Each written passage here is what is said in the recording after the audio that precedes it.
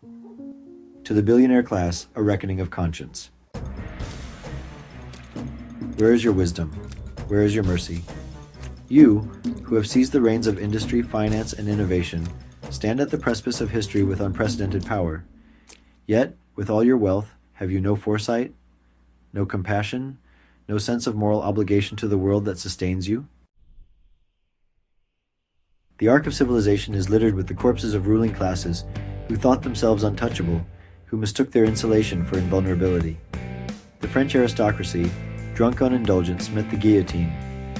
The Russian nobility, blind to the suffering of the proletariat, found their palaces repurposed by revolution. The Gilded Age titans of America, their opulence a glaring contrast to the laboring masses, were humbled by the rise of unions and the progressive movement. Yet here we are again, the wealth gap yawning wider than ever, the few hoarding what the many toil endlessly to create. Where do you tell yourselves? Those of you with fortunes so vast they could uplift entire nations, but instead are funneled into vanity projects and stock buybacks. Do you believe you have outmaneuvered history, that the algorithms, lobbyists, and economic moats you construct will shield you from the consequences of your avarice?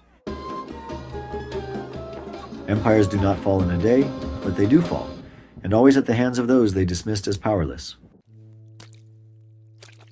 It is not merely economics that condemns you, but your staggering lack of emotional intelligence, the inability to recognize the suffering you perpetuate, the sheer arrogance to assume it will never touch you. A child starves while another billionaire launches a rocket to nowhere, and the world watches.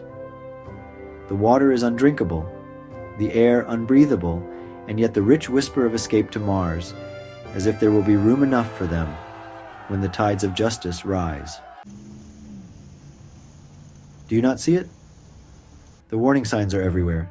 The unrest, the growing discontent, the fractures in the social contract. You could change course now. Redistribute, reinvest, rebuild. Not out of charity, but out of self-preservation.